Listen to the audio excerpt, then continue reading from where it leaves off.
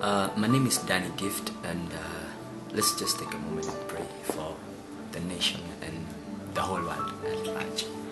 Our dear Heavenly Father, we just come before Thy presence, Lord. First is with thanksgiving, Lord, for the blessings that You've given us, Lord, far beyond that which we deserve, oh God.